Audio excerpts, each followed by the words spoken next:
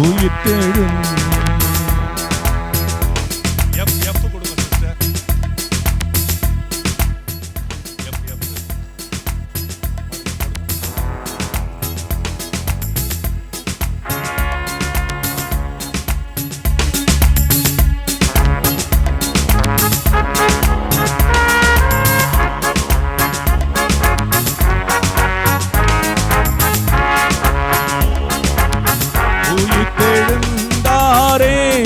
அல்லேலூயா, ஜெயித்தெழுந்தாரே. உயிருடன் எழுந்த மீட்பரேசன் சொந்தமானாரே.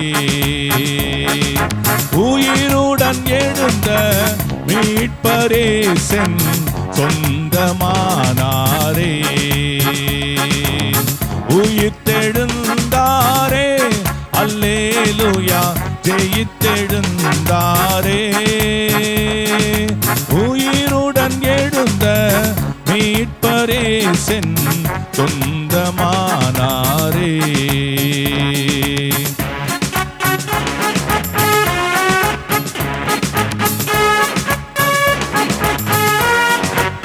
ஆண்டவருடைய உயிர்த்தெழுதலை கொண்டாடுகிற எல்லாம் சந்தோஷமா கரவொலி எழுப்பி ஆண்டவரை பாடுவோம். கல்லறை திறந்திடவே, கடும் சேவகர் பயந்திடவே. கல்லறை திறந்திடவே, கடும் சேவகர் பயந்திடவே. வல்லவர் இயேசு உயிர்த்தெழுந்தாரே, வல்ல பிதாவின் செயலிதுவே. வல்லவர் இயேசு உயிர்த்தெழுந்தாரே, வல்ல பிதாவின் செயலிதுவே. உயிர்த்தெழுந்தாரே, அல்லேலூயா, ஜெயித்தெழுந்தாரே. உயிருடன் எழுந்த மீட்பரேசன் சொந்தமானாரே. உயிருடன் எழுந்த மீட்பரேசன் சொந்தமானாரே.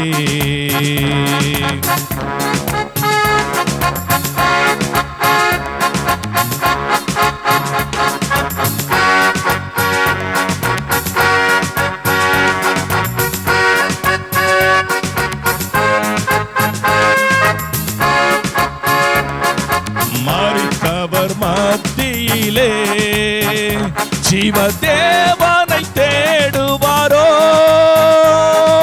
மரித்தவர் மத்தி தெரிஞ்சவங்க எல்லாம் என் கூட சேர்ந்து பாடுங்க. ஜீவதேவனை தேடுவாரோ.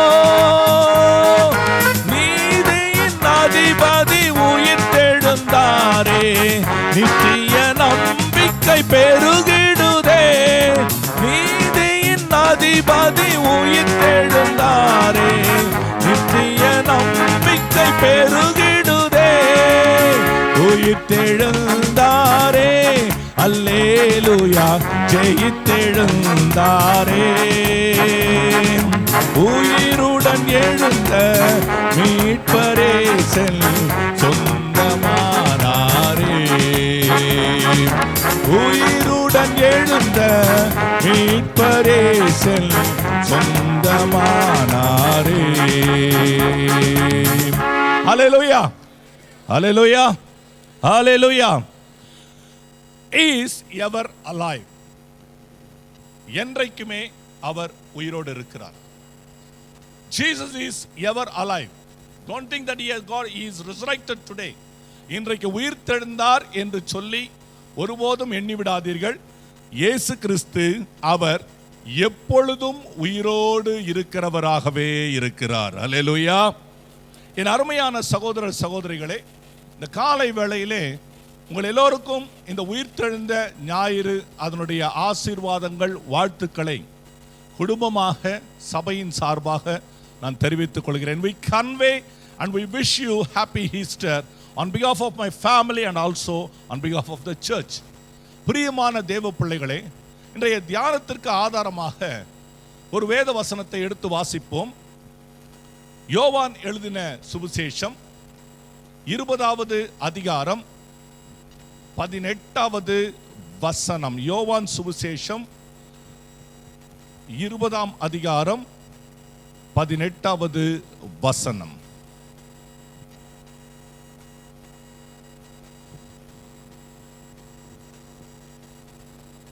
யோவான் 20:18. மகதலேனா மரியாள் போய் தான் கர்த்தரை கண்டதையும் அவர் தன்னுடனே சொன்னவைகளையும் சீஷருக்கு அறிவித்தாள். எங்கள் அருமையான பிதாவே, தேவரே கொடுத்திருக்கிற இந்த ஆசீர்வாதமான வார்த்தைக்காக நன்றி சொல்லுகிறோம். இந்த உயிர்த்தெழுந்த நாளிலே பிள்ளைகள் விசுவாசம் உயிர் பெறும்படியாக, பிள்ளைகளுடைய வாழ்க்கையின் ஆசீர்வாதங்கள் உயிரோடு எழுந்திருக்கும்படியாக இந்த வசனத்தை கொண்டு அடியேனை ஆவியிலே நிரப்பி அவர்களோடு கூட பேசுவீராக. I plead into your mighty presence, Lord, please speak through these words so that their blessings and their faith need to be resurrected one more time today to receive and to be established with complete blessings in abundance. இயேசுவின் நாமத்திலே ஜெபிக்கிறேன் நல்ல பிதாவே, ஆமென். அருமையானவர்களே, இன்றைய நாளிலே ஆண்டவரை உயிரோடு எழுந்திருக்கிறார், கர்த்தர் பாடுபட்டார், அவர் உயிரோடு எழுந்திருக்கிறார் என்று சொல்லி நாம் இதை கொண்டாடுகிறோம். உலகத்திலே எல்லோரும் இந்த நாளை ஈஸ்டர் பண்டிகை என்று கொண்டாடுகிறார்கள். ஆனால் வேதம் தெளிவாய் சொல்கிறது, என் அன்பான சகோதரனே சகோதரியே, ஒவ்வொரு மனிதனுக்கும், இந்த உலகத்தில் இருக்கிற மனுக்குலம் எல்லாருக்கும் வாழ்க்கையிலே 2 நாட்கள் முக்கியமாக இருக்கும். ஒன்று பிறந்த நாள், இன்னொன்று இறந்த நாள். பிறந்த நாள் ஒன்று, இறந்த நாள் ஒன்று. 2 நாட்கள் யாவருக்கும் வாழ்க்கையிலே மிக முக்கியமான நாட்கள். இந்த நாட்களை மனிதன் தவிர்க்க முடியாது. ஆனால் மனுக்குலத்தை தாண்டி over to the human race, God, our Redeemer Jesus is having another one more day. என் ஆண்டவர் இயேசுவுக்கு 3ஆவதாக ஒரு நாள் இருக்கிறது. அந்த நாள் என் தேவன் மரித்தோரிலிருந்து உயிர்த்தெழுந்த நாள். அல்லேலூயா. என் அன்பான சகோதர சகோதரிகளே, இந்த இடத்திலே மகதலேனா மரியாளுக்கு அந்த முதலாம் நாள், வாரத்தின் முதலாம் நாளிலே, on the first day of the week, God appeared to Mary Magdalene. இந்த வசனத்தை பார்க்கும் பொழுது, மேலோட்டமாக இந்த வசனத்தை வாசிக்கும் பொழுது எனக்கு அதிகமாக ஒன்றும் தெரியவில்லை. ஆனால் ஆண்டவரிடத்திலே, ஆண்டவரே, இந்த தனிப்பட்ட விதத்திலே நீங்கள் எழுதப்பட்ட வசனங்களிலே இதில் என்ன சொல்லுகிறீர்? What exactly Lord you want to bring out of this verse? இந்த இடத்துல பார்க்கும் பொழுது மகதலேனா மரியாள் தான் கர்த்தரை கண்டதையும் அவர் தன்னோடு சொன்னதையும் சீஷர்களிடத்திலே சொல்லுகிறாள். Our God is not an invisible God, our God is a visible God. நம்முடைய தேவன் காணக்கூடிய தேவனாக இருக்கிறார். ஹல்லேலூயா. நம்முடைய ஆண்டவர் காணக்கூடிய தேவனாக மாத்திரமல்ல, நம்முடைய தேவன் நம்மோடு கூட பேசக்கூடிய தேவனாக இருக்கிறார். உன்னோடும் என்னோடும் பேசுகிற தேவனாக இருக்கிறார். இந்த இடத்துல மகதலேனா மரியாள் சொல்லுகிறாள், கர்த்தரை பார்த்த விதத்தையும் அவர் தன்னோடு பேசின விதத்தையும் அவர் சீஷர்களுக்கு வந்து மகதலேனா மரியாள் சொல்லுகிறாள். அது மாத்திரமல்ல, நம்முடைய ஆண்டவர் எப்படிப்பட்டவர் என்பதை பாருங்க. இன்னொரு கூடுதலாய் ஒரு வசனம் வாசிக்கிறேன். லூக்கா சுவிசேஷம் 24ஆம் அதிகாரம் 39வது வசனத்தை வாசித்து பாருங்க. லூக்கா 24:39 வாசித்து பாருங்க. Please read Luke chapter 24 verse 39. நான் தான் என்று அறியும்படிக்கு என் கைகளையும் என் கால்களையும் பாருங்கள். கைகளையும் கால்களையும் பாருங்கள்.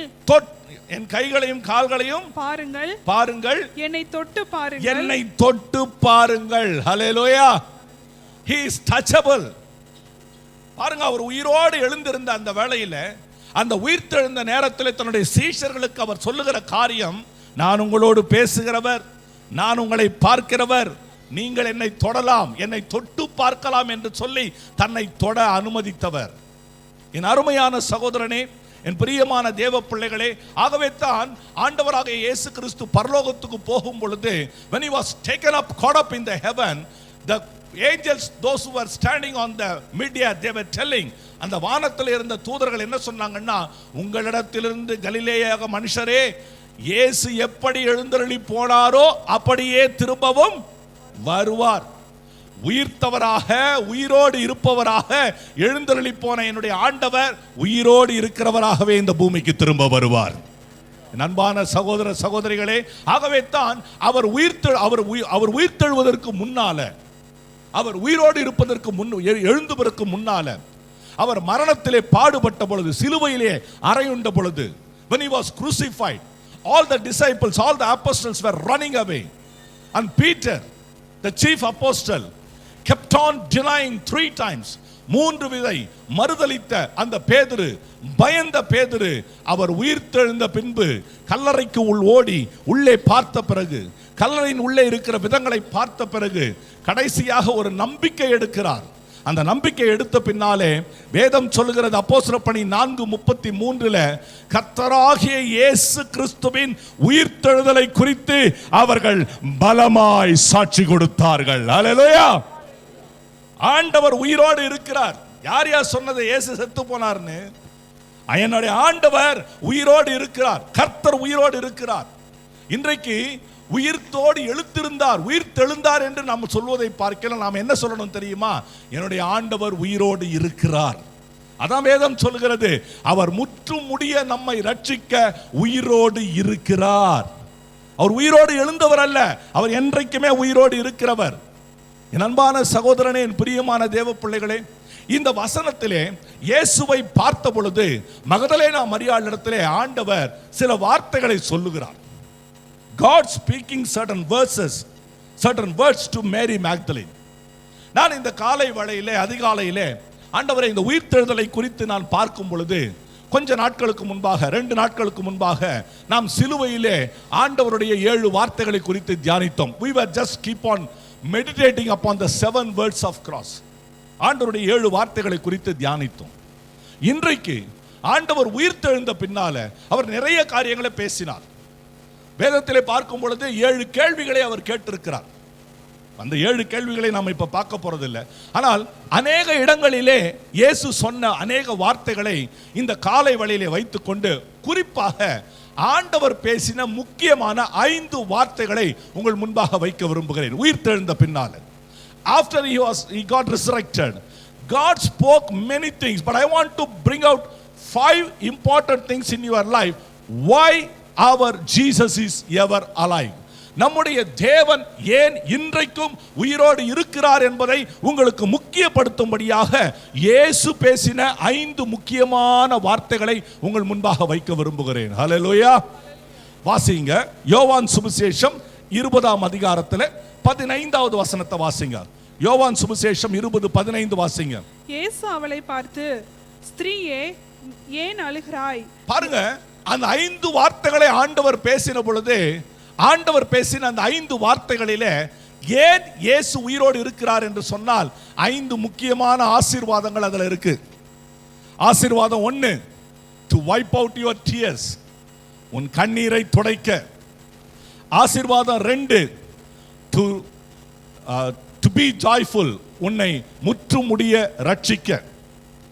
ஆசீர்வாதம் 3, உனக்கு சமாதானம் கொடுக்க, peace be to you. ஆசீர்வாதம் 4, to give the right counsel, சரியான ஆலோசனை கொடுக்க. ஆசீர்வாதம் 5, to come and have breakfast, உனக்கு உணவு தர, ஆகாரம் தர. 5 ஆசீர்வாதங்கள். 1, அழுகையை நிறுத்த. 2, ஆனந்தத்தை கொடுக்க. 3, சமாதானத்தை கொடுக்க. 4, சரியான ஆலோசனை கொடுக்க. 5, உனக்கு ஆகாரம் கொடுக்க. அல்லேலூயா. பிரியமானவர்களே, இந்த யோவான் சுவிசேஷம் 20:21 நான் உங்களை கொண்டு போக வாஞ்சிக்கிறேன். இயேசு கிறிஸ்துவுடைய முக்கியமான காரியங்கள் பாருங்க. முதலாவது, to wipe out your tears. வாசிங்க, யோவான் 20ஆம் அதிகாரம் 15 வாசிங்க. இயேசு அவளை பார்த்து, ஸ்திரீயே, ஏன் அழுகிறாய்? ஏன் அழுகிறாய்? யாரை தேடுகிறாய் என்றார். யாரை தேடுகிறாய் என்றார். மகதலேனா மரியாள் வாரத்தின் முதலாம் நாள் விடியற் காலையிலே, at the early hours of the first day, Mary Magdalene, she is the first woman who ran to the tomb. அந்த கல்லறைக்கு ஓடின முதல் பெண்மணி யார் என்று சொன்னால் இவள்தான். ஏன் அப்படி போனாள்? அவள் சாதாரணமா போகவில்லை. அவள் என்ன செய்கிறாள் என்று சொன்னால், இயேசுவை எப்படியாவது அவர் வைக்கப்பட்ட விதம், Jesus was buried in a hurry manner. அவசரமாக இயேசு கிறிஸ்துவை அவர்கள் என்ன செய்தார்கள் என்றால் புதைத்தார்கள். அவர்கள் கல்லறைக்குள் வைத்தார்கள். புதைக்கவில்லை, கல்லறைக்குள் வைத்தார்கள். அவருக்கு அந்த மரித்த அடக்கமானது அவசரமாக செய்யப்பட்டது. In Jewish tradition, as my daughter was telling, you did really good. I was so thrilled when you were coming up. Right, God bless you. அந்த அவசரமாக பொதுவாக யூதர்கள் தங்களுடைய மரித்து போனவர்களை அடக்கம் பண்ணும் பொழுது ஒரே நாளிலே அடக்கம் பண்ண மாட்டார்கள். அவர்களுடைய சரீரத்தை ஆயத்தம் பண்ணுவார்கள். They will be doing all sort of things for the body. அந்த சரீரத்தை பலவிதமான நறுமண பொருள்களாலே கட்டுவாங்க. சுகந்த வர்க்கம் இடுவார்கள். They will keep all the incense, எல்லா விதமான வாசனை திரவியங்களை எல்லாம் அந்த சரீரத்துக்கு போடுவார்கள். சுகந்த வர்க்கம் இட எத்தனை நாள் ஆகும்? சுகந்த வர்க்கம் இடுவதற்கு எத்தனை நாள் ஆகும்? எத்தனை நாள் ஆகும்? ஐயா சொல்லுங்க ஐயா, எத்தனை நாள் ஆகும்? சத்தமா சொல்லுமா. 40 days. ஒரு பாடியை ப்ரிப்பேர் பண்ணணும்னா பரியலுக்கு எத்தனை நாள் ஆகும்? இன் ஜூயிஷ் ட்ரெடிஷன் 40 days. நீங்க யோசிக்கிறீங்களா இது என்னது? இது ஜெனிசிஸ் சாப்டர் 50ல போய் நிதானமா வாசித்து பாருங்க.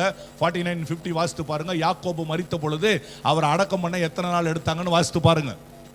சுகந்த வர்க்கம் என 40 நாள் சொல்லும். It's not an ordinary task. இங்க பாருங்க, as Nenita when she was telling, Joseph of Arimathea and then Nicodemus, they both came. They brought about 100 rattles. 100 ராத்தல் கொண்டு வந்த பொருள்களை கொண்டு வந்து கட்டினாங்க. ஏறக்குறைய 34 kilo, 34 kilo of all the things. அவசரமாக சுற்றி இயேசுவை அந்த பஸ்கா நாளுக்கு ஆயத்த நாளா இருந்தபடினாலே உடனடியாக கல்லறையில் வைத்து விடுகிறார்கள். ஆகவே when they were preparing all these things, these women were watching. இவங்க எல்லாரும் பார்த்து கொண்டிருக்காங்க. Mary Magdalene, Mary, Martha, everyone was watching. Salome, everyone was watching. பார்த்த விதத்தை பார்த்து அதை ஒழுங்கா செய்யணும் என்று சொல்லி அவர்கள் என்ன செய்கிறார்கள்? ஓய்வு நாளுக்கு மறுநாளிலே வேகமாக என்ன செய்கிறார்கள் என்று சொன்னால் அந்த கல்லறையின் இடத்துக்கு போகிறார்கள் நறுமண பொருட்களோடு கூட. And the first one to reach the tomb is Mary Magdalene, and she saw the stone was rolled away out of the tomb. அந்த கல்லறையில் இருக்கிற கல்லானது புரட்டப்பட்டு உள்ளே பார்க்கும் பொழுது யாரையும் காணோம். அப்பவே அழ ஆரம்பிச்சா. She ran.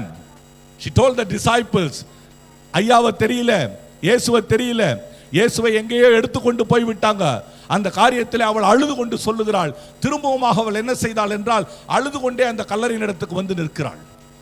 அந்த கல்லறையின் இடத்திற்கு அழுது கொண்டே நிற்கிறாள். நீங்க வேணும்னா இந்த இயேசு ஸ்திரீயே ஏன் அழுகிறாய்? When Jesus was telling women, why are you crying? Not only Jesus asked, you go two verses before. அதுக்கு முன்னால 2 வசனம் முன்னாடி போய் பாருங்க.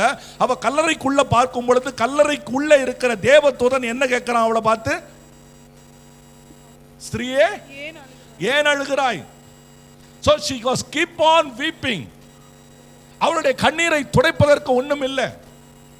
பிரியமான தேவ ஜனமே, on this day of resurrected day, இந்த உயிர்த்தெழுந்த ஞாயிறிலே கர்த்தர் உன்னை பார்த்து சொல்லுகிறார். கர்த்தர் உன் வாழ்க்கையை பார்த்து சொல்லுகிறார். தேவன் இங்க உட்கார்ந்து இருக்கிறவங்க ஒவ்வொருத்தரை பார்த்து சொல்லுகிறார். நீ ஏன் அழுது கொண்டிருக்கிறாய்? நீ ஏன் அழுது கொண்டிருக்கிறாய்? Why are you weeping? ஆனா உன் கண்ணீரை ஆண்டவர் தள்ளி விடுகிறவர் அல்ல. நல்ல கவனிங்க. எகிப்திலிருந்து வந்த அடிமை பெண் ஆகார், அவளுக்கு ஆண்டவருக்கு சம்பந்தமே இல்லை. அவள் பாலைவனத்தில் அழுது கொண்டிருக்கிறாள். She was crying on the desert. Hagar was crying on the desert. The son also not listened. அந்த பிள்ளை, அந்த இருக்கிற பிள்ளை கூட அந்த காதுல அந்த சத்தம் கேட்கல. The person who drove away Hagar from the house, Abraham, ஆபிரகாமுக்கும் காதுல கேட்கல அவளுடைய குரல். ஆனா அவளுடைய அழுகையின் கண்ணீரின் குரல் கர்த்தருக்கு கேட்க ஆரம்பித்தது. அல்லேலூயா. அன்னாள் என்று ஒரு பெண்மணி, she was a barren woman. மலடியா இருந்தாள், கர்ப்பம் தரிக்க முடியல, அழுது கொண்டே இருந்தாள். நேசித்த கணவன் தான், husband who loved her so much. ஆனா அவ அழுதது அவன் ஹஸ்பண்ட் கூட காதுல கேட்கல, கர்த்தருக்கு கேட்டது. அவளுக்கு ஒரு ஆண் பிள்ளையை கர்த்தர் கொடுக்க ஆரம்பித்தார்.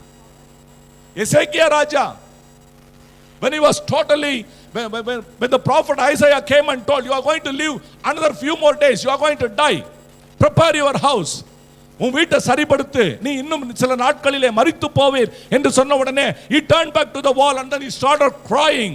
God heard that cry. அவன் கண்ணீரை கண்டார். இப்படி அழுது கொண்டிருக்கிறவருடைய கண்ணீரை பார்க்கிற என் அன்பின் தேவன் இந்த உயிர்த்தெழுந்த ஞாயிறு காலையில இங்க சொல்லுகிறார், அழுது கொண்டிருக்கிற உன்னுடைய கண்ணீரை நான் பார்க்கிற தேவனாக இருக்கிறேன் என்று. உன் கண்ணீரை நான் பார்க்கிறேன். ஊர்ல இருக்கிறவங்க, உலகத்தில் இருக்கிறவங்க, உன் கணவன், உன் மனைவி, யார் வேணாலும் பார்க்காம இருக்கலாம். நான் காண்கிற தேவனாக இருக்கிறேன். I am watching the tears. பிரியமானவர்களே, ஆகவே தான் சங்கீதக்காரன் தைரியமா சொன்னா, அக்கிரமக்காரரே எல்லாரும் என்னை விட்டு அகன்று போங்க, கர்த்தர் என் அழுகையின் சத்தத்தை அவர் கேட்டார் என்று சொல்லுகிறான். ஹல்லேலூயா. உங்க சத்தத்தை ஆண்டவர் கேட்டிருக்கிறார். ஆகவே இந்த உயிர்த்தெழுந்த நாளிலே தேவன் உங்களுக்கு சொல்லுகிற ஒரு காரியம் என்ன தெரியுமா? அழாத, அழாத. ஒரு கண்ணீர் இருக்கணும் உங்களுக்கு. நீங்க அழணும். எதுக்காக அழணும்? நன்றியின் கண்ணீர் உங்களிடத்தில் இருக்கணும். Tears of thanks. Tears of thanks should be there with you. Tears of repentance should be with you. மனம் திரும்புதலின் கண்ணீர் உன் வாழ்க்கையில் இருக்கணும். பாரத்தின் கண்ணீர் உன்னுடைய வாழ்க்கையில் இருக்கணும். அடுத்தவங்க இன்னும் ஆண்டவரை ஏற்றுக்கொள்ளலையே, இயேசுவை நிந்திக்கிறார்களே, இயேசுவை பழித்து பேசுகிறார்களே, இப்படியெல்லாம் தவறாய் பேசுகிறார்களே என்று சொல்லி இயேசுவின் நிமித்தம் ஒரு பாரம், ஒரு கண்ணீர் உன் வாழ்க்கையில் இருக்கணும். இதை தவிர வேற எந்த கண்ணீரும் உங்க வாழ்க்கையில் இருக்கக்கூடாது. ஏன் தெரியுமா? உன் கண்ணீரை ஆண்டவர் துடைக்கிற தேவனாக இருக்கிறார். ஹல்லேலூயா, ஹல்லேலூயா. எத்தனை பேர் நீங்க விசுவாசிக்கிறீங்க இந்த காலை வேளையில கர்த்தர் என் கண்ணீரை துடைக்கிற தேவனாக இருக்கிறார்? கரங்களை உயர்த்தி ஹல்லேலூயா சொல்லுங்க பாப்போம். சத்தமா ஹல்லேலூயா சொல்லுங்க. என் பிரியமான சகோதர சகோதரிகளே, ஆகவே தேவன் உங்களுடைய கண்ணீரை துடைக்கிற தேவனாக இருக்கிறார். ஆண்டவர் சொல்றாரு, மரியாளை பார்த்து சொல்ற, மகதலேனா மரியாளே, ஏன் அழுற? ஸ்திரீயே ஏன் அழுற? ஆனா பின்னால நிக்கிறது ஆண்டவர்னு தெரியல, அவளுக்கு தெரியல. தெரியாததுனால அவ சொல்றா, அவ என்ன சொல்றா? ஐயா, அவரை எங்கேயாவது கொண்டு போய் வைத்திருந்தா சொல்லும், நான் அவரை சத்தமா சொல்லுமா, அவரை எடுத்துக்கொண்டு போவேன். எங்க வச்சிருக்கீங்க சொல்லுங்க. I will lift that Jesus, I will take that Jesus and I will go away. இயேசு சின்ன குழந்தையா, கல்லறையில் அடக்கம் பண்ணப்பட்டவர். எத்தனை வயது வாலிபர்? சொல்லுங்க, எத்தனை வயது வாலிபர்? 33 வயது வாலிபர். என்ன எடை இருந்திருப்பார்? What will be the weight of Jesus at the age of 33? 84 கதெல்லாம் விடாத, சொல்ல கரெக்டா சொல்லுங்க. Jesus is not bulky and belly. Jesus was very beautiful, very strong. 70 kilos? Okay. 70 kilo. அது மாத்திரமல்ல, ஜீசஸ் கிரைஸ்ட் உள்ள வைக்கும்போது சாதாரணமா வைக்கல. The two people brought 34 kilos of something and they bound Jesus with that. அப்ப மொத்தமா எத்தனை கிலோ இருக்கிறார் இப்ப ஜீசஸ்? ஆனா மகதலேனா மரியாள் சொல்ற, எங்க வச்சிருக்கீங்க சொல்லுங்க, நான் தூக்கிட்டு போயிடுறேன். அன்பு சகலத்தையும் நீங்க தாங்குறீங்களா? Love bears everything. அன்பு சகலத்தையும் தாங்கும். பிரியமானவர்களே, இயேசுவுக்காக இன்றைக்கு என்ன தாங்கி இருக்கிறோம் நாம? உயிரோடு இருக்கிற இயேசு, ஆண்டவர் சொன்ன உடனே, அந்த சத்தத்தை கேட்ட உடனே அவர் திருப்பி சொல்றா, ரபூனி அப்படின்றா. ஆண்டவரை பார்த்து ரபூனின்றா.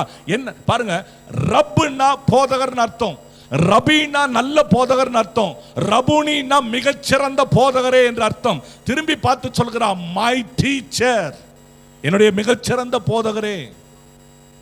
அருமையான தேவஜனமே, இன்றைக்கு என்னென்ன பிரச்சனை நிமித்தமாக கண்களிலே கண்ணீரோடு நீ இருக்கிறாயோ, இயேசு கிறிஸ்து உனக்கு சொல்லுகிறார், பரிசுத்த ஆவியானவர் உனக்கு சொல்லுகிறார், உயிர்த்தெழுந்த தேவன், உயிரோடு இருக்கிற தேவன் உன்னோடு கூட இருக்கிறபடினாலே நீ ஒருபோதும் அழாத, உன்னுடைய அழுகையை நிப்பாட்டு. ஹல்லேலூயா, ஹல்லேலூயா. அழாத, அழாத, அழாத. அழுது கொண்டிருந்தா என்ன அர்த்தம் தெரியுமா? You are not having a living God, you are having a dead God ன்னு அர்த்தம். நீ தொடர்ந்து அழுது கொண்டிருந்தா உயிரோடு இருக்கிற கர்த்தர் உன் கூட இல்ல. யாரு இருக்காரு கூட? செத்த ஒரு கர்த்தர் தான் இருக்கிறார்னு அர்த்தம். மார்ட்டின் லூதர் உங்க எல்லாருக்கும் தெரியும். அந்த மார்ட்டின் லூதர் ஒரு நாள் வீட்டில் உட்கார்ந்து கன்னத்துல கையை வைத்துக் கொண்டு சோகமா உட்கார்ந்துட்டு இருக்கிறார். அவருடைய மனைவி இங்கும் அங்கும் போனவர். Mrs Martin Luther, as she was crossing, she saw what happened to this man. என்ன நடந்தது இவருக்கு? So she went and asked, what happened to you, darling? என்ன நடந்தது உனக்கு? என்ன நடந்தது? நல்ல கவனிங்க. உலகத்துல பணம் எல்லாம் இருக்கிற வரைக்கும் தான் ஜனம் நம்மோட கூட இருக்கும். பணமும் பொருளும் மாத்திரம் நம்மளை விட்டு போனா எல்லாரும் என்ன செய்வாங்க? எல்லாம் நம்மளை விட்டு போயிடுவாங்க. டார்லிங்ன்றவங்க, டார்லிங் பூர்லிங் எல்லா லிங்க் சொல்றவங்க எல்லாம் பணம் இருக்கிற வரைக்கும். இளையகுமாரனோட பணம் இருக்கிற வரைக்கும் யாரெல்லாம் இருந்தான்? நண்பர்கள் இருந்தான், வேசிகள் இருந்தார்கள், எல்லாம் இருந்தாங்க. அவன் கையில காசு இல்லைன்ன உடனே அவனுக்கு என்ன கொடுக்கறதுக்கு கூட ஆள் இல்லை. பன்னியோட தவிடு, even the small swine food, அதை கொடுக்க கூட ஆள் இல்லை அவனுக்கு. அதை கொடுக்க கூட.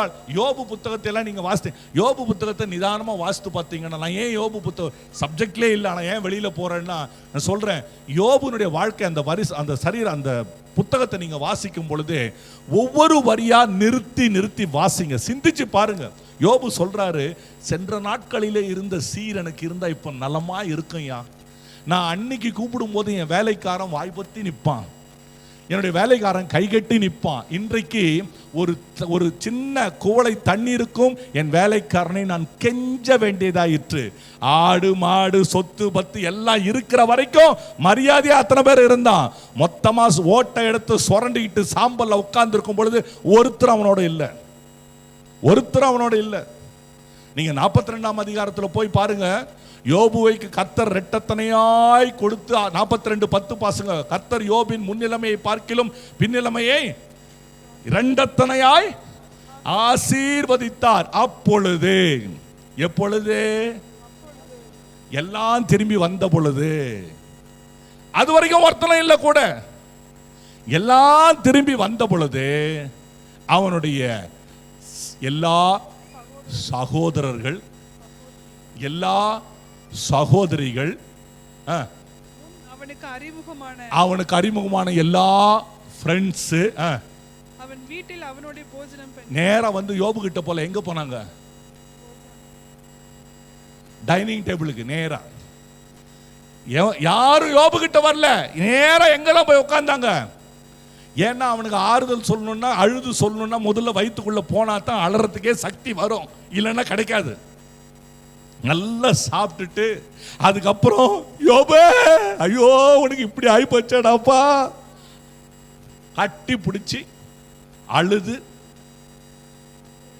என் அருமையான சகோதரன் அங்கலாய்த்து, இதெல்லாம் செய்யணும்னா வயிற்றுல ஃபுல்லா சாப்பாடு போனாதான் முடிஞ்சு. நல்லா கவனிங்க. ஆஸ்தி சொத்து, நீதிமொழிகள் ஒரு வசனம் இருக்கிறது, பொருள் மிகுதியானால் தின்பவர்களும் மிகுதியாவார்கள். எல்லாம் மிகுதியா இருந்தா சாப்பிட்றதுக்கு கொள்றதுக்கு எல்லாம் ஆள் நிறைய இருக்கும். எதுவுமே இல்லை அப்படின்னா எல்லாம் கைவிட்டு போயிடுவாங்க. மார்ட்டின் லூதர் சோகமா உட்கார்ந்து இருக்க. அவங்க மனைவி கேட்கறாங்க, என்னாச்சு உங்களுக்கு? பிரச்சனை, என்ன நடக்குதுன்னே தெரியல, என்னால என்ன செய்யணும்னே தெரியல. 2-3 முறை ஆலோசனை சொன்னாங்க. Martin Luther was not ready to listen. அந்த அம்மா உள்ள வீட்டுக்குள்ள போனாங்க. she changed her dress. முழுவதுமா ஒரு கருப்பு நிறத்தில் என்ன செய்தாங்கன்னா, ஒரு இதை போட்டுக்கிட்டு கருப்பு நிறத்தில் ஒரு பேட்ச் குத்திக்கிட்டு தலையில கருப்பு நிறத்தில் ஒரு தலைமடிப்பை வைத்துக்கொண்டு நடக்க ஆரம்பித்தாங்க. மார்ட்டின் லூதர் இப்படியே உட்கார்ந்து யோசிச்சுட்டு இருந்தார். திடீர்னு தன் முன்னால கருப்பா ஒரு உருவம் இங்கே அங்கேயும் நடக்கின உடனே அவர் பார்த்தாரு, உருவம் பார்த்தா கருப்பா இருக்கு, ஆனா பார்த்தா என் மனைவி மாதிரி இருக்கு அப்படின்னு கூப்பிட்டு, டார்லிங் என்னாச்சு உனக்கு அப்படின்னு. ஒன்று சர்ச்சுக்கு போறேன் அப்படின்னாங்களாம். ஏன்? ஃபியூனரல் சர்வீஸ், அடக்க ஆராதனை, அதுக்காக போறோம். அடக்க ஆராதனையா? யார் செத்து போனாங்க? ஜீசஸ் கிரைஸ்ட் செத்து போனாங்க, அவர் அடக்கம் பண்றோம்.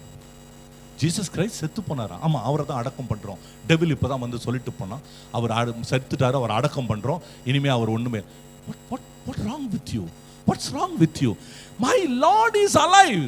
Job told, யோபு சொன்னா, என் மீட்பர் உயிரோடு இருக்கிறார். My Redeemer liveth. What you are talking? Our Lord is alive. Is it, darling? Yes. Are you sure? Yes. Where is that father? Who is that father who is going to do the funeral service? அப்படினு ஒண்ணே, no, I'm telling, nobody is going to do any funeral service. You only told your redeemer is living. உன்னுடைய மீட்பர் உயிரோடு இருக்கிறான் நீங்க தான் சொன்னீங்க. இப்படி சொன்ன நீங்க எதுக்கு இப்படி உட்கார்ந்து சோகமா உட்கார்ந்துட்டு இருக்கீங்க? உன் கடவுள் செத்து போன கடவுளா இல்ல உயிரோடு இருக்கிற கடவுளா? It really struck Martin Luther's mind.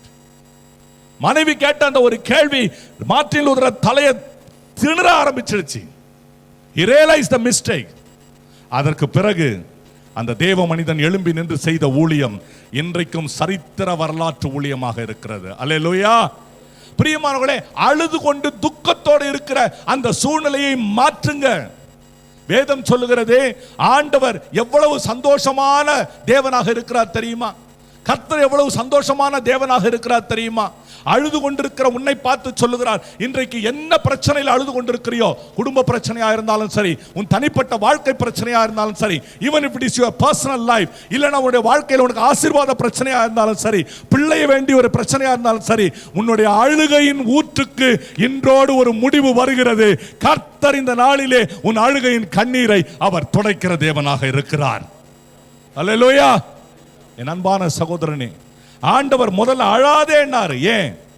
Don't keep on weeping. இன்னும் அழுதுகிட்டு இருக்காத. உன் தேவன் நான் உயிரோடு இருக்கிறேன்.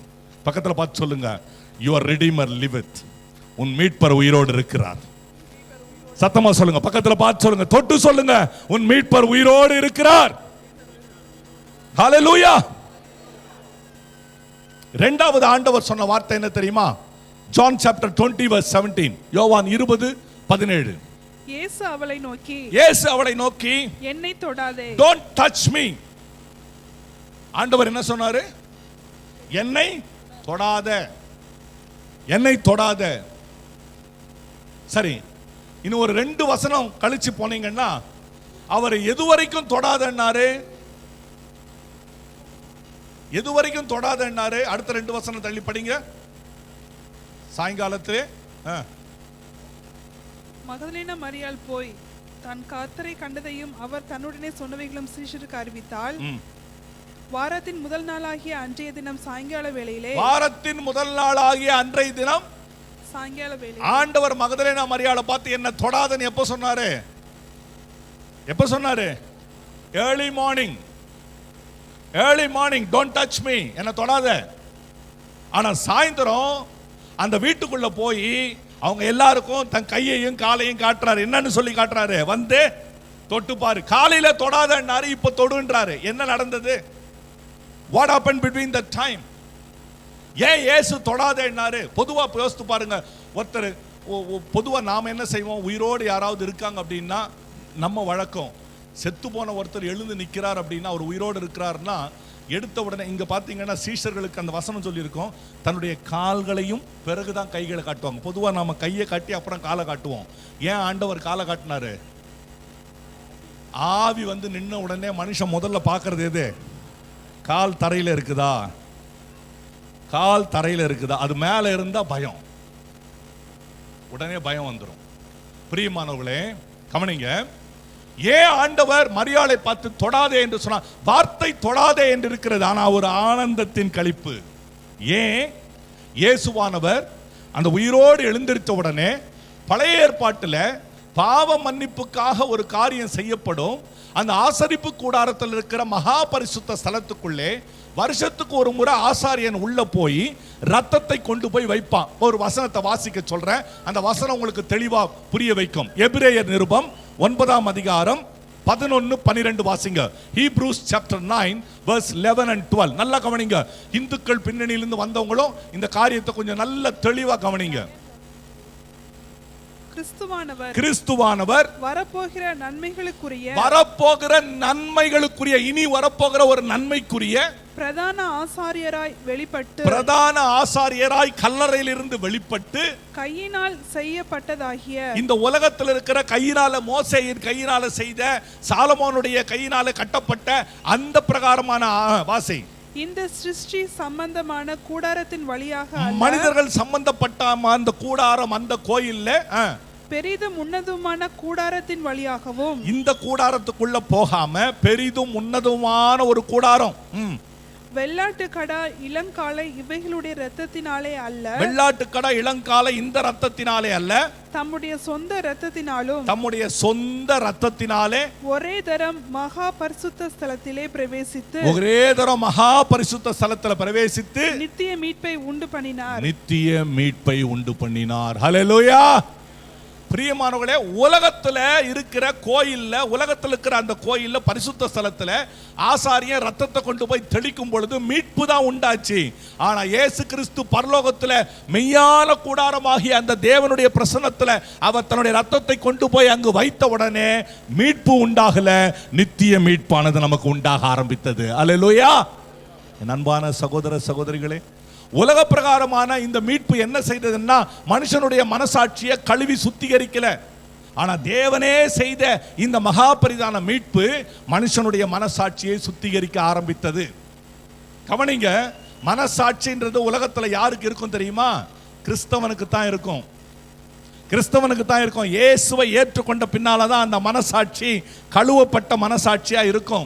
அதுக்கு முன்னாடி மனுஷனுக்கு அவன் செய்கிற அந்த காரியத்தினுடைய இதெல்லாம் சரி, நான் செய்யறது சரி, நான் செய்யறது சரி, இதெல்லாம் ஊரெல்லாம் செய்யறாங்க, நானும் செய்யறேன் என்று சொல்லி தனக்குள்ளேயே சுயமாய் பேசிக்கொண்டு தன்னுடைய மனசாட்சியை நியாயப்படுத்த பார்ப்பான். வேதம் சொல்லுகிறது, பரிசுத்த பவுல் தீமோத்தேயுவுக்கு அட்வைஸ் பண்ணும்போது என்ன தெரியுமா சொல்றாரு? நீ விசுவாசமும் நல் மனசாட்சியும் உடையவனாய் இரு. Have a good conscience. Good conscience is only for Christians.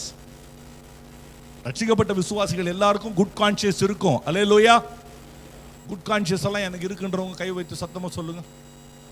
ஏன்னா கையே மேல போல. ஐயோ.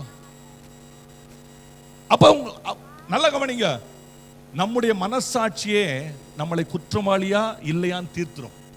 அதான் வேதம் சொல்லுது. நான் வசனத்துக்குள்ள போக விரும்பல, சிம்பிளா சொல்லி முடிக்கிறேன். நம்முடைய மனசாட்சி, our own conscience will tell that are we right or wrong. நாம சரியா தவறா அது சொல்லிடும். என் பிரியமான சகோதரனே சகோதரி, அதாவது நான்லாம் சின்ன வயசுல புது நன்மை வாங்குறதுக்கு போனேன். கம்யூனியன் எனக்கு கேத்தலிக்ல கொடுத்தாங்க. அந்த கம்யூனியன் வாங்க போகும் பொழுது அப்போ 1970 1970 டிசம்பர் மாதம் 8ஆம் தேதி எனக்கு கம்யூனியன் கொடுத்தாங்க. அந்த கம்யூனியன் வாங்க போகும்போது அதுக்கு நிறைய ஆயத்தங்கள் பண்ணுவாங்க. அப்போ எனக்கு ஒரு சிஸ்டர் தான் நிறைய ஞானோபதேச மந்திரங்கள் எல்லாம் சொல்லி கொடுத்தாங்க. சொல்லி கொடுத்த சிஸ்டர் கிட்ட நான் கேட்டேன், சிஸ்டர், ஒரு அந்த சின்ன வயசுல கேட்ட கேள்வி எனக்கு அப்பெல்லாம் அது ஏன் அதை கேட்டேன்னு தெரியல. உண்மையிலே சொல்றேன், என் ஆண்டவர் தாயின் கர்ப்பத்திலேயே எனக்கு போட்ட பிளான் சும்மா சாதாரண பிளான் இல்லை, ஃபேண்டாஸ்டிக் பிளான். எனக்குன்னு ஆண்டவர் வச்ச திட்டம் சாதாரண திட்டம் அல்ல, அருமையான திட்டம். அல்லேலூயா. என் அன்பான, எனக்கு மாத்திரம் இல்லைங்க, உங்களுக்கும் ஆண்டவர் அருமையான திட்டம் வச்சிருக்காரு. இப்ப சத்தமா சொல்லுங்க அல்லேலூயா. அப்ப நான் கேட்டேன், சிஸ்டர், ஏன் போய் பாவ சங்கீர்த்தனம் பண்ணணும், கன்ஃபெஷன் ஏன் பண்ணணும், அதுவும் சாமியார் கிட்ட ஏன் பண்ண, ஏன் உங்ககிட்ட பண்ணக்கூடாதான்னு கேட்டேன். அப்ப சிஸ்டர் சொன்னாங்க, இல்ல இதுக்கு முன்னாடி ஒரு மெத்தட் இருந்தது அப்படின்னாங்க. என்ன மெத்தட்னு கேட்டேன். அதாவது பழைய முன்னாடி ஒரு ஏறக்குறைய 50-60 வருடங்களுக்கு முன்னால கத்தோலிக்க திருச்சபையில் இருந்த ஒரு வழக்கம் என்ன அப்படின்னா, குற்றப்பிராயச்சித்த பணச்சீட்டு. திடீர்னு ஒரு ஒரு ஒரு ஃபாதர் வருவார். ஒரு இப்போ உதாரணமா டேண்டி நாங்க ஒரு ஃபாதர் வர்றாருன்னு வச்சுங்க. டேண்டி நாங்க வந்த உடனே வரும்போதே அந்த நாளில் தண்டோரா போடுவாங்க. பாவ கடவுச்சீட்டு வந்திருக்குது, பாவ கடவுச்சீட்டு வந்திருக்குன்னு டக டக டக டகடான்னு தண்டோரா போட்ட உடனே ஊரில் இருக்கிறவங்க எல்லாம் ஓடுவாங்க. ஓடி போய் என்ன பண்ணுவாங்க, அப்படி ஒரு ஃபாதர் வந்திருக்காருன்னு வச்சுங்களேன், வந்த உடனே அவர்கிட்ட வந்து என்னென்ன பாவம் பண்ணியிருக்கிற, திருண்ண, பொய் சொன்ன அப்படின்னா ஒரு சீட்டு கொடுத்தோடனே அவர் பணத்தை கொடுத்துடணும். $20, $25, கொலை பண்ணியா $50, வேற ஏதாவது பண்ணி குடிச்சியா $10, இப்படி கொடுத்த உடனே அந்த டாலர்லாம் வாங்கி ஃபாதர் பாக்கெட்டில் போட்டுக்கிட்டு சீட்டு கொடுப்பார். அப்படின்னா அந்த பாவமெல்லாம் மன்னிக்கப்பட்டதுன்னு அர்த்தம். இப்படியே போட்டுட்டு இருந்தார். அப்போ எனக்கு மனசுக்குள்ள இன்னைக்கு காலையில் அதை கேட்டப்போ ஒரு கதை உதயமாச்சு. இதை எங்கேயோ கேட்டிருக்கிறேன், எந்த பிரசங்கியார் சொல்லும்போது கேட்டிருக்கேன், எனக்கு ஞாபகம் இல்லை. ஒரு கதை ஒன்று வந்தது. என்னன்னா, இப்படிதான் ஒரு ஃபாதர் கொடுத்துட்டு இருந்தாராம். எல்லாம் கொடுத்துட்டு இருக்கும் பொழுது ஒரு வாலிபன் வந்தானா. வந்துட்டு, ஃபாதர், நான் இந்த பாவம் பண்ணேன், இந்த சீட்டு, காசை கொடு. வரிசையாக கொடுத்துக்கிட்டே இருந்தானா. எல்லாம் கொடுத்து முடிச்ச உடனே அதை பண்ணேன், இதை பண்ணேன், எல்லாம் பண்ணி முடிச்ச உடனே அவன் திரும்பி மறுபடியும் ஃபாதர் கிட்ட பார்த்து சொன்னான், ஃபாதர் எனக்கு இன்னொரு ஒரு சின்ன ரிக்வஸ்ட்னா. என்ன ரிக்வஸ்ட்னு, செஞ்ச பாவத்துக்கெல்லாம் சீட்டு வாங்கிட்டேன், இனி செய்ய போற பாவத்துக்கு சீட்டு இருக்கா அப்படின்னு கேட்டானா. இருக்குன்னாராம். கொடுங்க அப்படின்னு சொல்லிட்டு வாங்கி எல்லாத்தையும் அவன் ஒரு காசை கொடுத்து அதை வாங்கி வச்சுக்கிட்டான். எல்லாம் முடிஞ்சது. ஃபாதர் திரும்பி போறார். போகிற பாதையில் ஒரு மரத்துக்கிட்ட இந்த வாலிபன் கத்தியோட வந்து நின்னான். இருக்கிற காசெல்லாம் கொடுன்னு ஒண்ணு. பாவண்டா, வாங்கிட்டேன், சீட்டை வாங்கிட்டேன், ஏற்கனவே வாங்கிட்டேன், அதனால இது பாவம் இல்ல, கொடுங்க. சாமியார் உயிருக்கு பயந்து மொத்த காசையும் தூக்கி கொடுத்துட்டார். பிரியமானவர்களே, என்ன இந்த இதுல இருந்து என்ன தெரிகிறது? பாவம் மன்னிப்பு சீட்டு வாங்கினானே தவிர அவன் பாவம் மன்னிக்கப்பட்ட அந்த மனசாட்சி கழுவப்படல. The conscience was not cleared by the blood of Jesus Christ. That's the problem.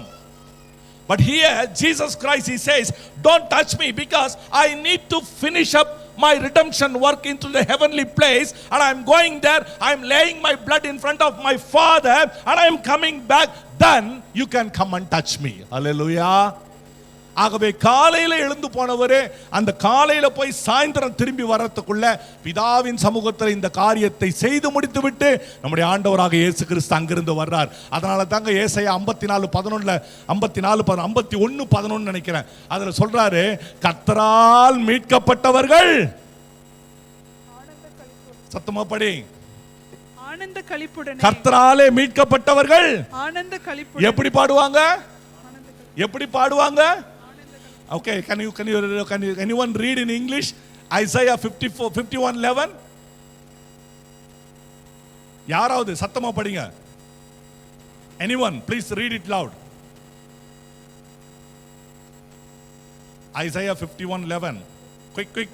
Quick. Yeah, the ransom of the Lord shall return and come to Zion with singing, with everlasting joy. Hallelujah. ஐயா, கர்த்தரால மீட்கப்பட்டவங்க, இயேசு உன்னை மீட்டிருக்கார் அப்படின்னா நீ பாட்டு எப்படி பாடுவ? ஆனந்த களிப்போடையா சத்தத்தை தேவ சமூகத்தில் பாட்டு பாடுறீங்க? நான் எல்லாம் பாட்டு பாடும்போது கேத்தலிக் கொயர், எங்க அப்பா தான் கொயர் மாஸ்டர். அப்போ அதாவது பாட்டு பாடணும்னா முன்னாடி ஒரு சின்ன நோட் புக் இருக்கும், அந்த நோட் புக்கை பார்த்து தான் பாடணும். அந்த பாடு அதாவது என்ன நம்ம நோட் புக்கை பார்த்து தான் பாடணும். தெரிஞ்சா கூட நோட் புக்கை பார்க்கணும். அது எப்படி பாடணும்? சும்மா பாட, என்ன என் ஆனந்த், வாய் ஆண் திறக்கணும், பொழக்கணும் வாய. சும்மா என்ன என் ஆனந்த் இந்த கதையெல்லாம் கிடையாது. வாய நல்லா திற, என்ன என் ஆனந்த், வாயை திறந்து பாடணும். ஆனா அது பாடுறதுக்கு A card, B card, C card, அது மேல இங்க இது, இந்த டெம்போ, அந்த டெம்போ, இந்த ரிதம். ஐயா, பெந்தகோஸ்தே கிறிஸ்தவனுக்கு கார்டு கிடையாது, டெம்போ கிடையாது, ஒன்றும் கிடையாது. ஆனா ஒன்னே ஒன்று இருக்குது, ஆனந்த களிப்பு எனக்கு இருக்கிறது. அந்த களிப்பில் நான் சந்தோஷமாய் கர்த்தரை பாட ஆரம்பிப்பேன். ஹல்லேலூயா, ஹல்லேலூயா. நீங்க ஆனந்த களிப்பா. எத்தனை பேர் காலையில இங்க வந்து சந்தோஷமா கல்யாணி ராகத்துல ஒரு பாட்டு பாடி, அண்ணா முராரி ராகத்துல என் இதயம் யாருக்கு தெரியும், தெரியவே வேண்டாம், தெரியவே வேண்டாம்.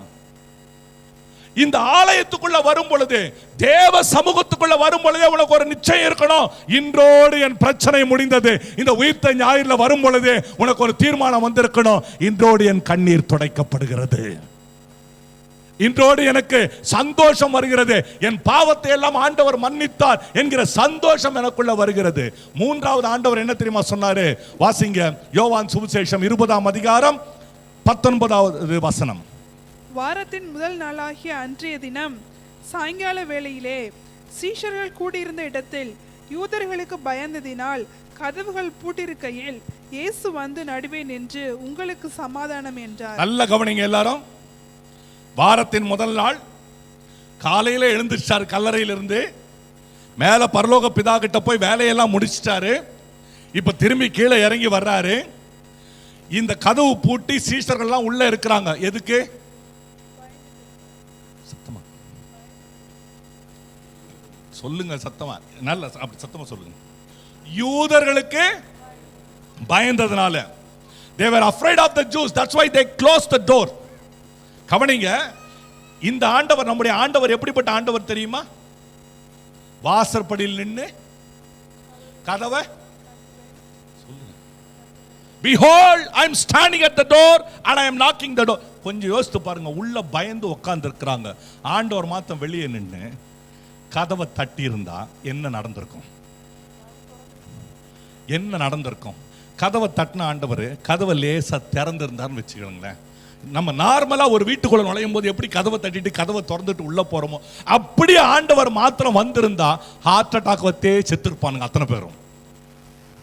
உள்ள அவ்வளவு பயத்துல இருக்கிறாங்க. பார்த்தார் ஆண்டவர், இவங்களுக்கு இந்த பயம் போகணும். ஆகவே திறக்கப்படாத கதவு அப்படியே திறக்கப்படாமலே இருக்கிறது. ஆண்டவர் நேரா வந்து அவங்க ஓரத்தில் கூட நிக்கல, நடுவுல வந்து நின்னுட்டார். வந்து நின்று எடுத்த உடனே சொன்ன வார்த்தை என்ன தெரியுமா? உங்களுக்கு சமாதானம்.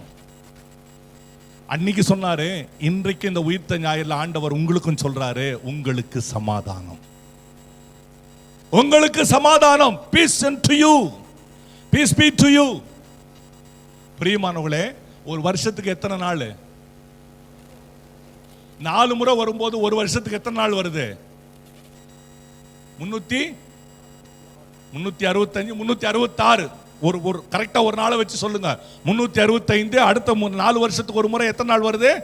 366. ஆனா இந்த வேதத்துல பயப்படாதே உனக்கு சமாதானம்னு எத்தனை முறை தெரியுமா எழுதியிருக்கார் ஆண்டவரே? 367 முறை எழுதியிருக்கிறார். 367 times. அப்படின்னா என்ன அர்த்தம்? நான் பார்த்தேன். அதை பார்த்த உடனே ஒவ்வொரு நாளும் ஆண்டவர் நம்மளை பார்த்து என்ன தெரியுமா சொல்றாரு? பயப்படாதே உனக்கு சமாதானம். இதை விட வேற ஆசீர்வாதம் என்னையா வேணும் வாழ்க்கையில? என்ன வேணும் உனக்கு வாழ்க்கையில? ஆண்டவர் சொல்றாரு, இந்த உலகத்துல நான் சொத்தை வச்சுட்டு போலப்பா, சொகத்தை வச்சுட்டு போலப்பா, உனக்கு கிருபையை வச்சுட்டு போலப்பா, அதை வச்சுட்டு போலப்பா, எதையும் சொல்லல ஆண்டவர். அவர் சொல்றாரு, நான் உங்களுக்கு சமாதானத்தை வைத்து நான் போகிறேன். நான் போகிறேன். நான் கொடுக்கிற சமாதானம் உலகம் தருகிற சமாதானம். பாருங்க, உலகம் ஒரு சமாதானம் கொடுக்கும், இல்லைன்னு சொல்லல. The world will give you a peace that I'm not telling it's not there, it's there, but it is a duplicate peace. ஆனா ஜீசஸ் கிரைஸ்ட் கொடுக்கிற பீஸ் வந்து it's a real, it's a reality. அது உண்மையான சமாதானம். ஹல்லேலூயா. இந்த சமாதானத்தை பெற்றவங்க எல்லாம் கையை உயர்த்தி ஹல்லேலூயா சொல்லுங்க பாப்போம். பிரியமான தேவ பிள்ளைகளே, மூன்றாவது ஆண்டவர் என்ன தெரியுமா சொன்னாரு? பீஸ் பி டு யூ, உனக்கு சமாதானம் கொடுக்க. நாலாவது ஆண்டவர் என்ன தெரியுமா சொன்னாரு? John chapter 21 verse 6. யோவான் 21:6 வாசிங்க. அப்பொழுது அவர், நீங்கள் படவுக்கு வலதுபுறமாக வலையை போடுங்கள், படகுக்கு வலப்புறமாக வலையை போடுங்கள், அப்பொழுது உங்களுக்கு அகப்படும் என்றார். அப்பொழுது உங்களுக்கு அகப்படும். அகப்படும். படகுக்கு வலதுபுறமா வலையை போடு, அப்பொழுது உனக்கு அகப்படும். அருமையானவர்களே, எத்தனை மீன் இருந்ததா? Can anyone tell how many fish was there? When they draw the net, how many fish was there? திரளான Meena? 153. 153 what fish? Big fish.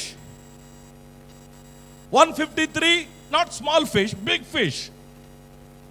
பிரியமானவர்கள் கவனிங்க, ஆண்டவர் எங்கிருந்து பேசுறார்? கரையிலிருந்து பேசுறார். Jesus Christ is standing on the shore. Disciples எவ்வளவு தூரத்தில் இருந்தாங்க? அப்போஸ்தலர்களும் படகும் எவ்வளவு தூரத்தில் இருந்தது?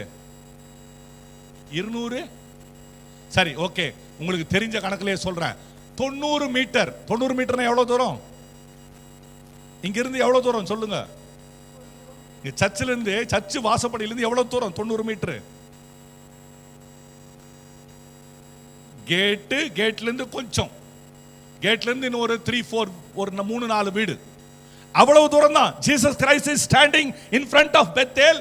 படகு வந்து எங்க இருக்குன்னா கேட்டை தாண்டி கொஞ்சம் தூரம், அவ்வளவுதான். 200 அந்த யார்ட்ஸ், அது கணக்கு பார்த்தா 90 metres, that's all. 90 metre. 90 metre டிஸ்டன்ஸ்ல இருக்கிறவங்களை பார்த்து சொல்றாரு ஜீசஸ் கிரைஸ்ட், சொல்றாரு, drop your nets on the right side. இதுவரைக்கும் எந்த சைடு போட்டுட்டு இருந்தாங்க? இதுவரைக்கும் நெட் எந்த பக்கம் போட்டுட்டு இருந்தாங்க? Left side. ஆண்டவர் எங்க போட சொன்னாரு? Right side. ரைட் சைடு போட்ட உடனே லிசன், நல்லா கவனிங்க. ஏர்லி மார்னிங், காலையில திரளான மீன். கரைக்கு வந்து பார்த்தா எத்தனை பெரிய மீன் இருந்தது? 100. எனக்கு ஒன்று சொல்லுங்க, எத்தனையோ பேர் மீன் பிடிக்கிற அனுபவம்லாம் இருக்குன்னு நினைக்கிறேன். கப்பலில் போன அனுபவம் பிரதர் ஆண்டனி எங்கே இருக்காருன்னு தெரியல, ஆளை தேடணும். அவருக்கெல்லாம் அனுபவம் இருக்கு. கப்பலில் போய் மீன் பிடிச்ச அனுபவம் எத்தனை பேருக்கு இருக்கு? பிரதர் விக்டர் ஃபிஷிங் அந்த இருக்குது. பிரதர் விக்டருக்கெல்லாம் ஃபிஷிங் இருக்கு. பிரதர் நீங்க சொல்லுங்க, நீங்க ஃபிஷிங் பண்ணியிருக்கிறீங்க. இந்த 90 மீட்டர்ல பெரிய மீன் கிடைக்குமா? கிடைக்குமா? 90 மீட்டர் தூரத்தில் பெரிய மீன் கிடைக்குமா? ஒருவேளை கரை ஓரத்தில் பெரிய மீன் இருக்கும். எப்படி இருக்கும்? அது செத்து போன மீனா இருக்கும். ஆனா 153 பெரிய மீன். அது மாத்திரமல்ல, வலை நிறைய மீன்கள். பாருங்க, மனுஷன் இன்னைக்கு மரம் எத்தனை இருக்கு எண்ணிட்டான், எத்தனை நட்சத்திரம் இருக்கு எண்ணிக்கிட்டே இருக்கிறான், சொல்லிட்டே இருக்கான் இத்தனை நட்சத்திரம் இருக்குன்னு. ஆனா இதுவரைக்கும் கடலுக்குள்ள எத்தனை மீன் இருக்குன்னு சொல்லி யாராவது எண்ணி இருக்காங்களா? உலகத்துல எத்தனை மிருகம் இருக்கு எண்ணிட்டான், எத்தனை பறவை இருக்கு எண்ணிட்டான். ஆனா எத்தனை மீன் இருக்கு அப்படின்னு மனுஷன் இதுவரைக்கும் எண்ணானா? இல்ல, எண்ணவே இல்லை. அப்போ இந்த உலகத்துல இதுவரைக்கும் பிறந்த ஜனம், இதுக்கு முன்னாடி செத்து போன ஜனம், இது உயிரோடு இருக்கிற ஜனம், இனி பிறக்க போகிற ஜனம், இதெல்லாம் எவ்வளவு மீன் கடல்ல இருந்து பிடிச்சு சாப்பிட்டு இருக்குன்னு ஒரு கணக்கு போடுங்க. இவ்வளவு கணக்கு போடுங்க. பாருங்க, இப்ப இத்தனை மீன்களும் அந்த இடத்துல ஆண்டவர் சொல்றாரு, படகுக்கு வலப்புறம் போடுன உடனே, அந்த போட்ட உடனே என்ன செய்யறாருன்னா, அத்தனை மீன்களையும் பார்த்து ஆண்டவர் சொல்றாரு, என் பிள்ளையினுடைய வலைக்குள்ள போய் உட்காருன்றாரு. எல்லாம் போய் உட்காந்துடுச்சு. அல்லேலூயா, அல்லேலூயா. பாருங்க, பேதுரு ஒரு முறை வந்துட்டு வரி பணம் கட்டணும், டாக்ஸ் கட்டணும். ஒரே ஒரு வெள்ளி பணம் கட்டணும். இந்த ஆண்டவர் தாங்க, இவர் தான் சொன்னாரு, வெள்ளியும் என்னுடையது, பொன்னும் என்னுடையது. இவருக்கு ஜி பூம் பா ஒரு வெள்ளி பணம் கையில கொண்டு வர முடியாதா? இந்த உலகத்துல தாயத்தை எடுக்கிறாங்க, விபூதி எடுக்கிறாங்க, லிங்கத்தை எடுக்கிறாங்க, என்னென்னவோ எடுக்கிறாங்களே. அப்படி இயேசுவுக்கு ஒரு மேஜிக் பண்ணி அப்படி ஒரு இது எடுக்க முடியாதா? முடியுமா? முடியாதா? ஆண்டவர் சொல்றாரு, பேதுருவை பார்த்து சொல்றாரு, பேதுருவை பார்த்து தூண்டில் எடுத்துட்டு போ, கடலுக்கு போ. கடலுக்கு போ. எந்த கடலுக்கு போக? எந்த கடல்? ஒரு இப்ப ஆண்டவரை நம்மளை பார்த்து தூண்டில் எடுத்துட்டு கடல் போய் பீச்சுக்கு போனா நம்ம உடனே கேட்போம், பாஸ்டர், ஃபாதர், அப்பா, பிராங்க்ஸ்டன் பீச்சா, சென்ட் கில்டா பீச்சா, மென்டோன் பீச்சா, செல்சி ஹைட்ஸ், எந்த பீச்சுக்கு போனோம்? ட்ரொமானா பீச்சா, எங்க போகணும் நம்ம கேட்போம். ஆனா பேதுரு அமைதியா போறாரு. ஆண்டவர் சொல்றாரு, இது ஆண்டவர் சொல்ற இந்த விஷயத்தை பாருங்களேன், ரொம்ப வேடிக்கையா இருக்குது. நீ போ, நீ தூண்டில போடு, முதல்ல கிடைக்கிற மீனை பிடி, அது வாயை தர, அதுக்கு வாய்க்குள்ள ஒரு பணம் இருக்கும், அதை எடுத்து கட்டு. எத்தனை மீன் இருக்குது, எத்தனை வகையான மீன் உள்ள இருக்குது. இவர் எந்த தூண்டில போட எந்த மீன் அங்க வரும்? பிரியமானவர்களே கவனிங்க, அவ்வளவு லட்ச கணக்கான, கோடி கணக்கான, மில்லியன் கணக்கான மீன்ல வாயில நாணை வச்சிருக்கிற அந்த ஒரு மீனை பேதுருடைய தூண்டிலுக்கு நேரா என்னுடைய ஆண்டவர் நடத்த முடியும் என்று சொன்னால், உனக்கு வச்சிருக்கிற ஆசீர்வாதத்தை ஆண்டவர் சரியான நேரத்தில் சரியான பகுதியில் கொண்டு வந்து வாழ்க்கையில நிரப்புவார். அல்லேலூயா. ஆண்டவர் சொல்றார், வலது பக்கமா போடு. God's counsel is the best counsel in your life. தேவனுடைய ஆலோசனை சரியான ஆலோசனை.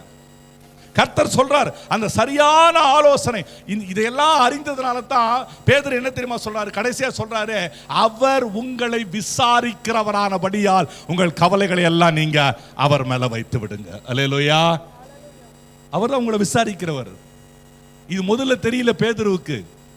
ஆண்டவருடைய ஆலோசனையை பெற்று தன்னுடைய வாழ்க்கையில் அற்புதத்தை பார்த்த உடனே, அந்த உயிர்த்தெழுந்த அற்புதத்தை பார்த்த உடனே சொல்றாரு, தேவன் சாதாரண தேவன் அல்லப்பா, இயேசு கிறிஸ்து சாதாரணமானவர் அல்லப்பா, உன்னை விசாரிக்கிற தேவன்.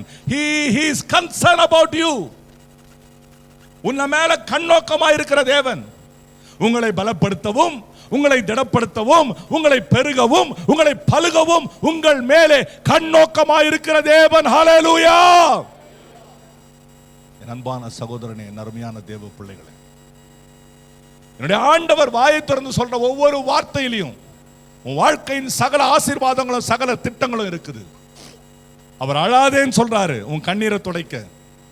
தொடாதேன்னு சொன்னாரு, உனக்கு ஆனந்த களிப்பை உண்டு பண்ண. அவர் மூன்றாவது சொல்றாரு சமாதானம் சொல்றாரு, நித்திய சமாதானம், உலக சமாதானம் இல்லை, அவர் சமாதானத்தை கொடுக்க.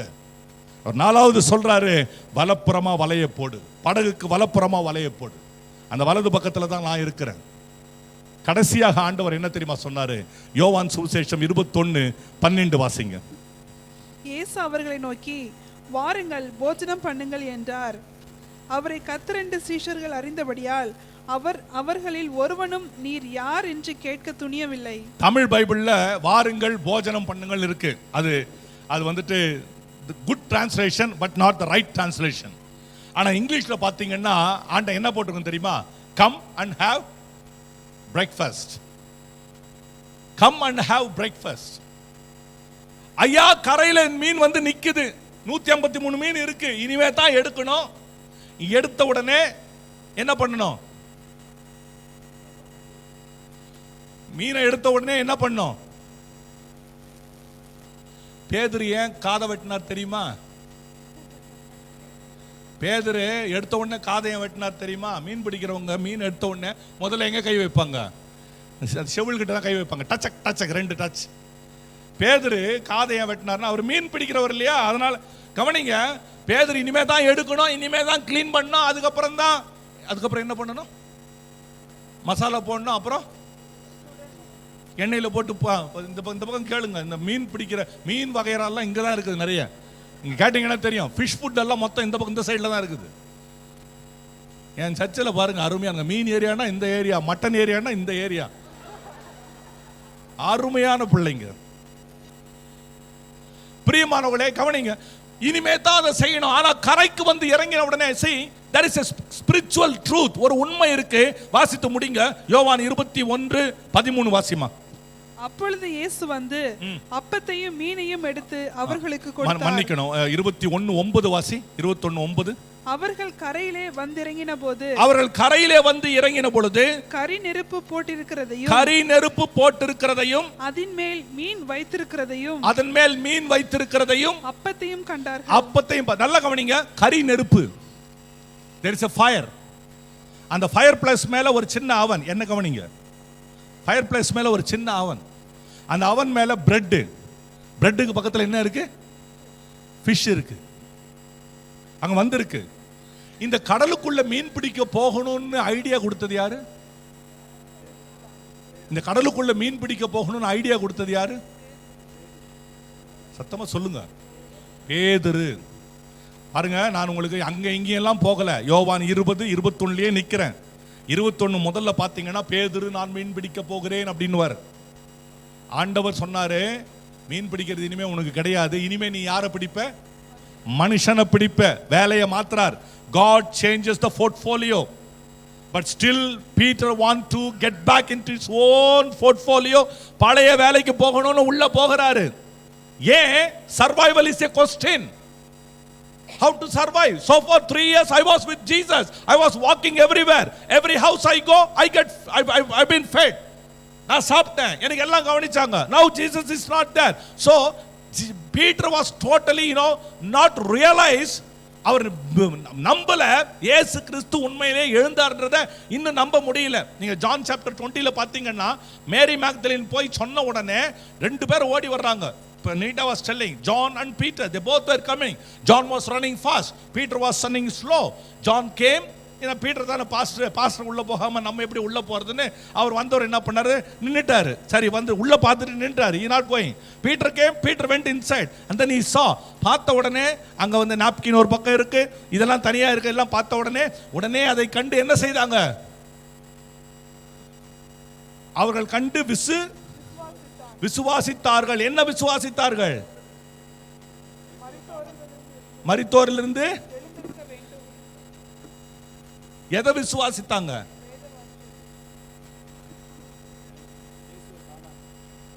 இயேசுவை யாரோ தூக்கின்னு போயிட்டாங்க, அதை விசுவாசித்தாங்க. அப்படிதானே மேரி மேக்தலின் ஓடி போய் சொன்னா? மேரி மேக்தலின் said somebody stole away our Lord. Though they believed that statement. அடுத்த வசனத்தை பார்த்தீங்கன்னா they didn't realize and they didn't know until another time. Our resurrect ஆகி அப்பியர் ஆகிற வரைக்கும் அவங்களுக்கு அவர் உயிரோடு எழுந்திருக்கிற அந்த வசனம் தெரியல. எதை விசுவாசித்தாங்க? தூக்கிட்டு போயிட்டாங்க, அதை விசுவாசித்தாங்க. Now this Peter is coming. Survival is a question. When he comes and lands on the shore, அந்த கடற்கரையில் வந்து இறங்கும் பொழுது he saw there was a fire. அங்க கரி நெருப்பு. இதே கரி நெருப்பை இதுக்கு முன்னாடி எங்க பார்த்திருக்காரு? இதே கரி நெருப்பு, the same burning thing, the burning coal and the coke and எல்லாம் இதுக்கு முன்னால எங்க பார்த்தார்? Where he saw Peter?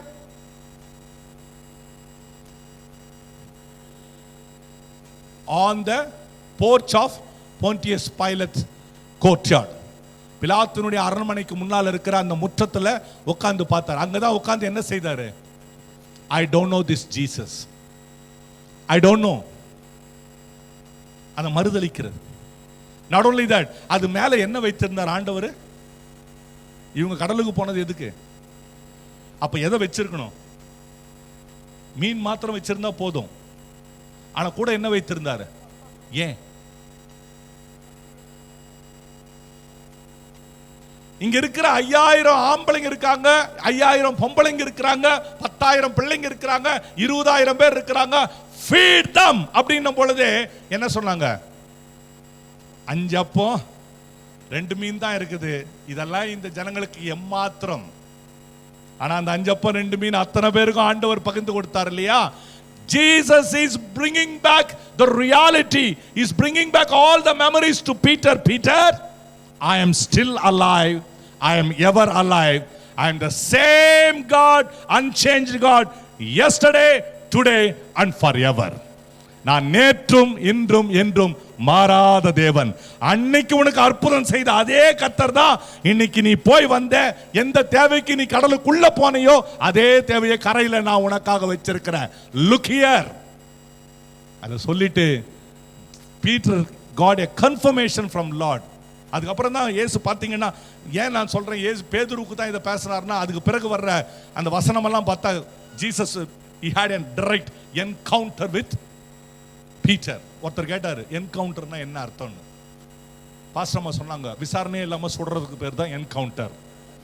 உடனே கேள்வி, அப்ப ஏன் அந்த சர்ச்சுக்கு என்கவுண்டர் சர்ச்சுன்னு பேர் வச்சிருக்கிறாங்க? உள்ள வந்தா விசாரணையில் இயேசுவை ஏத்துக்கோ, இல்லைன்னா சுட்டுருவோம்.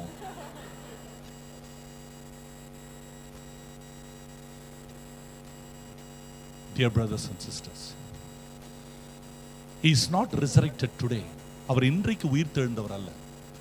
அவர் Jesus is ever alive. அவர் என்றைக்குமே உயிரோடு இருக்கிறவராக இருக்கிறார்.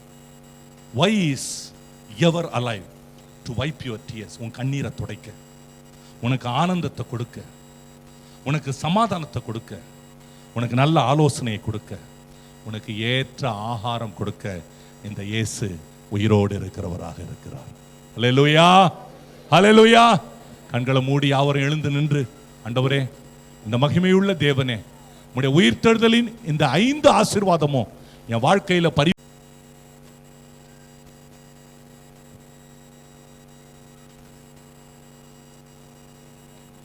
Scene 1. Jesus and Bartimaeus. What if Jesus hadn't come to the earth to seek and to save the lost? What if he didn't come to die in our place? What would be our fate? Maybe it would look like this. As Jesus and his disciples, together with a large crowd, were leaving the city, a blind man named Bartimaeus was sitting by the side road begging. When he heard that it was Jesus of Nazareth, he began to shout out to him like this: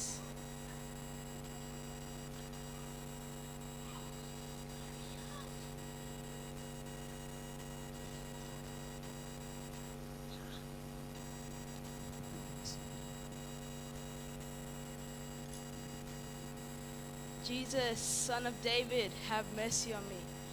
Jesus, Son of David, have mercy on me. Jesus, Son of David. All right, call him.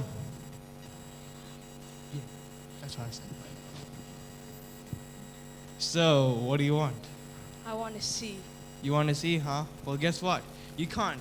You're just a beggar, all right? You have no money, no food, no home, no job, no nothing. Now leave me alone. I have to go eat my chicken. So Jesus left and went on his way. Scene 2. Jesus with his disciples. 5,000 people came to see Jesus to preach them about the gospel. They came from very far to see Jesus and were really tired and hungry from their traveling. The people have come all this way to hear your teachings, my Lord. They are hungry and tired. I have 4 pieces of fish and 4 pieces of bread. Well, that's not going to be enough to feed anyone except for me. Listen, everyone. I'm tired of teaching and preaching, all right? I'm going to take this food and go home and eat it, all right? You guys can go home and eat your own food if you have any. So the crowds left hungry and tired.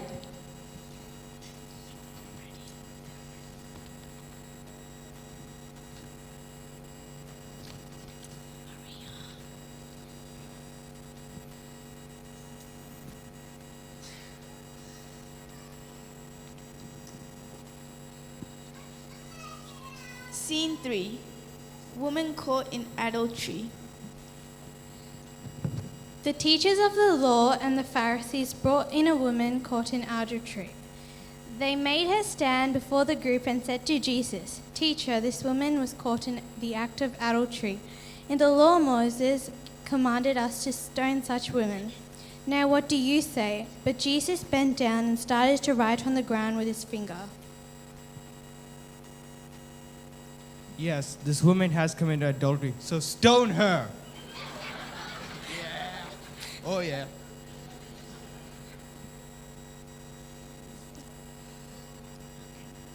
Scene 4. Jesus arrested. While Jesus was speaking to his disciples, a crowd came up, and the man who was called Judas, one of the 12, was leading them. He approached Jesus to kiss him, but Jesus asked him, "Judas, are you betraying the Son of Man with a kiss?"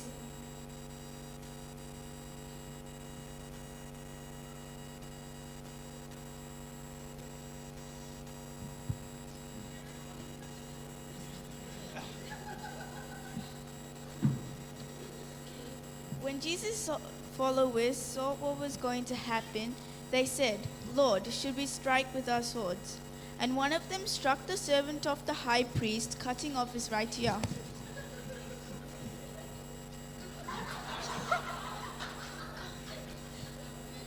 These people have no power over me. I am Jesus, and I can do whatever I want. So, servant, kill them all. Yeah.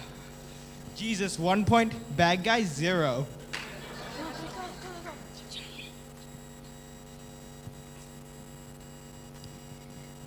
This gives us a glimpse of what it would be like if Jesus had come to the earth out of selfish ambition.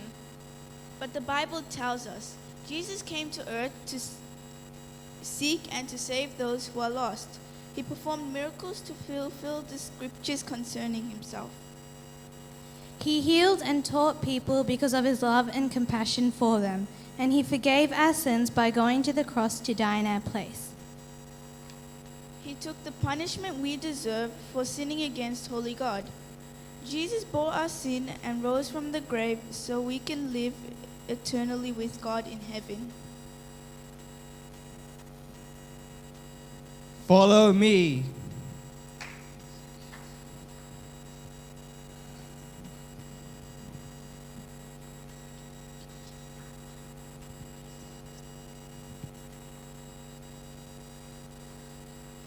Hallelujah, hallelujah, hallelujah. Your love makes me sing. Hallelujah, hallelujah, hallelujah. Your love makes me sing. Happy Easter. Yeah.